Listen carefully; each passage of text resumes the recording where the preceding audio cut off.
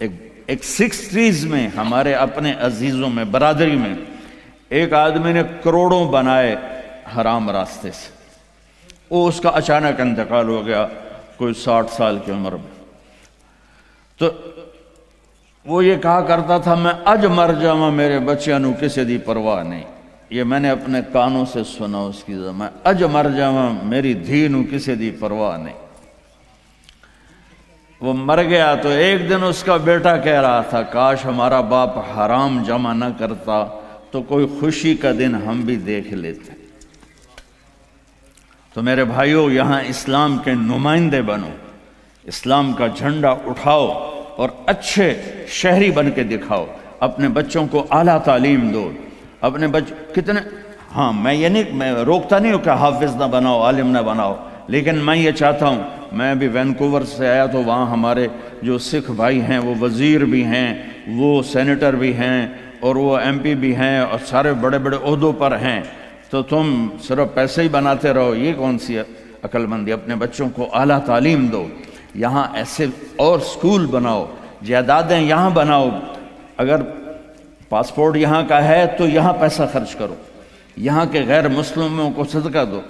کل ہم گئے تھے، وہ ایک بڑا ٹاور ہے تو اس میں ایک بڑھیا بیٹھی تھی اکیلی تنہا، تو اسے اس کی چہرے پر بے بسی دیکھ کر اس سے تھوڑی بات کی تو پتہ کہنے کہ میری 92 سال عمر ہے، میں اکیلی رہتی ہوں۔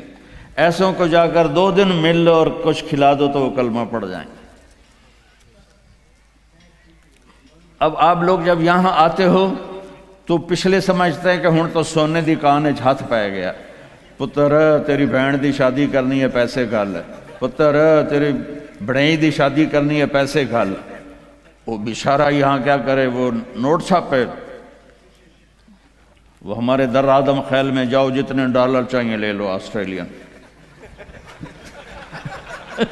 جتنے لینے جو لے لو، امریکی ڈالر، آسٹریلی ڈالر، کینیڈین ڈالر، پاؤنڈ بھی لے لو، ریال بھی لے لو، یا تو پچھلوں کو پتہ ہی نہیں ہے کہ یہاں کمائی کتنی مشکل ہے۔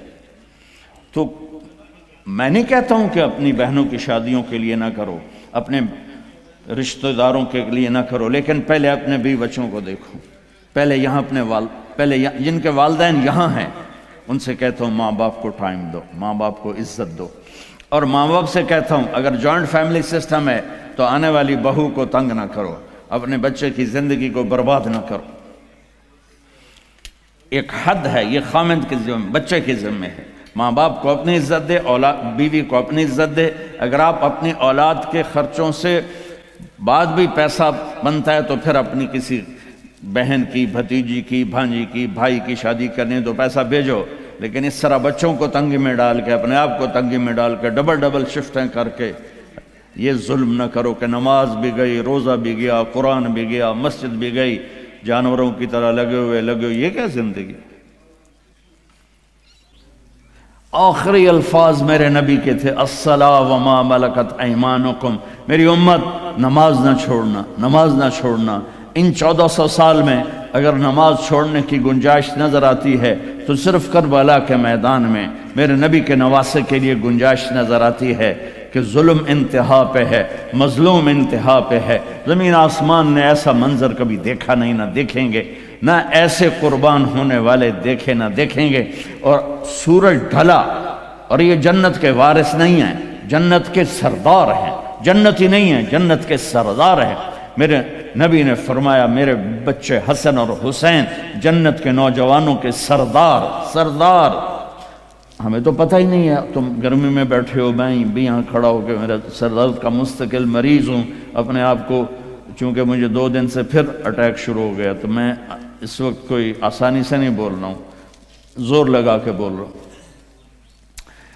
لیکن پتہ کوئی نہیں قبول ہے کہ نہیں ہے، امید ہے کہ اللہ قبول کرے گا۔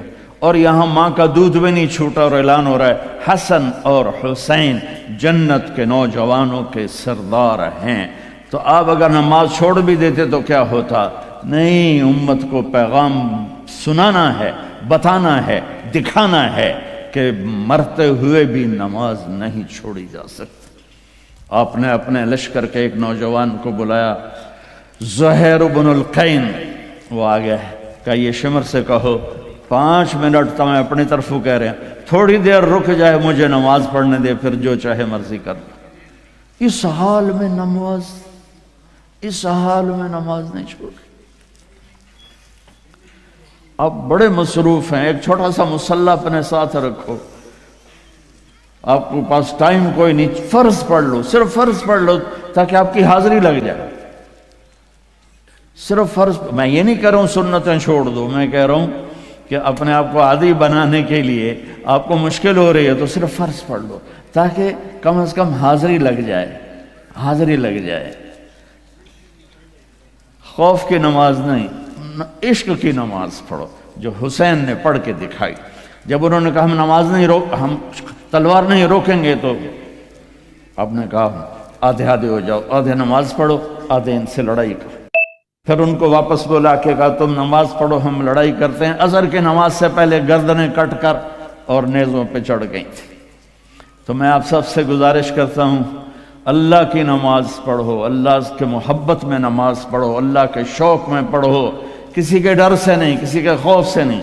جیسے آپ رات کو 12 بجے اشارے پر کھڑے ہوتے ہیں تو وہ کوئی آپ فرما برداری کی میں نہیں ہوتے ہیں، وہ $100 دا ڈر ہوں ٹھوک جامنا ہے۔ نہیں تو اگر یہ نہ ہوتا تو ہماری طرح پاکستان میں دن کے 12 بجے بھی اشارہ توڑ کے تم جا رہے ہوتے، تو سوٹا وڈا چنگا تکڑا ہے نا۔ ہاں، محبت کی نماز پڑھ۔ میں سینٹرل ماڈل اسکول لاہور سے میں نے میٹرک کیا تھا، تو میں ہاسٹل میں تھا، تو کئی وارڈن آئے، ہاسٹل وارڈن۔ تو ایک وارڈن طالب حسین تھے رحمۃ اللہ علیہ، بڑے اس وقت تو بڑے برے لگتے تھے، اب بڑے اچھے لگتے ہیں۔ وہ انہوں نے نگرانی ٹائٹ کر دی، ہمیں نکلنے نہیں دیتے تھے اور بھاگنے نہیں دیتے تھے ادھر، اور نماز کمپلسری کر دی۔ تو عشاء کی نماز میں کھڑا تھا، میرا روم میٹ آیا، فوت ہو گیا، اللہ اس کی بخشش کرے، جاوید نام تھا۔ تو ہمارے وارڈن کا نام تھا طالب حسین۔ تو اس نے میرے قریب آ کر نماز کی نیت شروع کی، 4 رکعت نماز فرض عشاء واسطے طالب حسین دے اللہ اکبر۔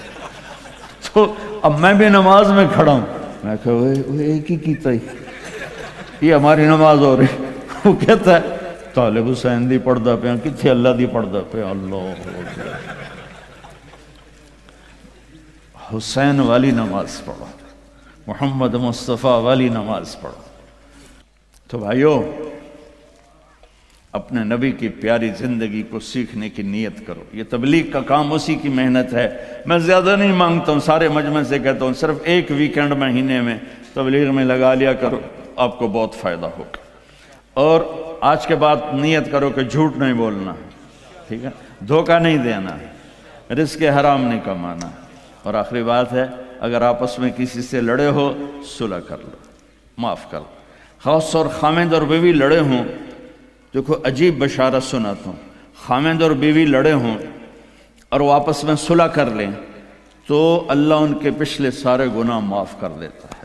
اللہ کو خامند بیوی کی صلح اتنی محبوب اور اتنی پسند ہے۔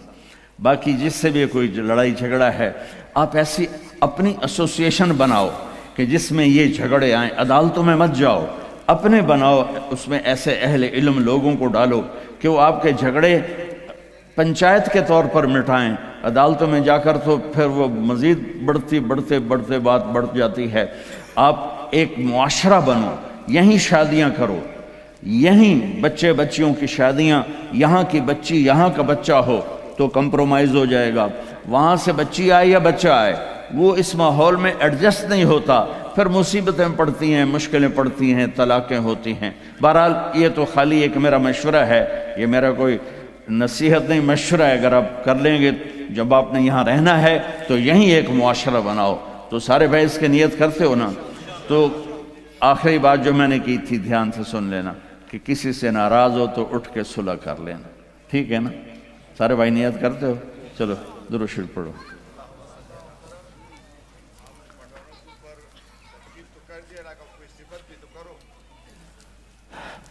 پتہ نہیں کیا کہا ہے میرے بھائی نے۔ اللہم لک الحمد کما انت اہلہ فصلی علی محمد کما انت اہلہ وفعل بنا ما انت اہلہ انک اہل التقوی و اہل المغفرہ ربنا آتنا فی الدنیا حسنہ وفی الآخرۃ حسنۃ وقنا عذاب النار۔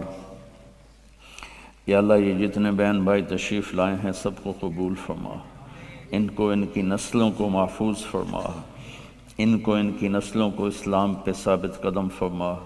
یا اللہ اس ادارے کو کامیاب فرما، اس کی ضرورتیں پوری فرما، اس جیسے ادارے پورے بر اعظم میں یا اللہ کھولنے کی مسلمانوں کو توفیق عطا فرما۔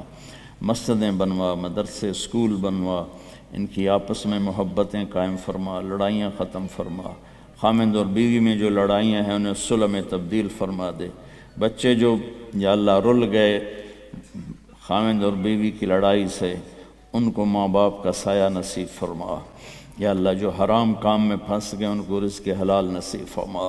یا اللہ جس قسم کے بھی غلط چیز میں ہیں اس سے نکال کے اپنے محبوب والی پیاری پاک پاکیزہ زندگی نصیب فرما۔ یا اللہ ان سے ہم سب سے راضی ہو جا، جو ہم میں بیمار ہیں صحت شفائے کامل نصیب فرما، اور جو ایمان پہ دنیا سے چلے گئے اور قبروں میں تو ان کی قبروں کو روشن فرما۔ جب ہمارے جانے کا وقت ہے تو ایمان پہ خاتمہ نصیب فرما۔ اس سارے مجمع سے اور ہم سب سے راضی ہو جا۔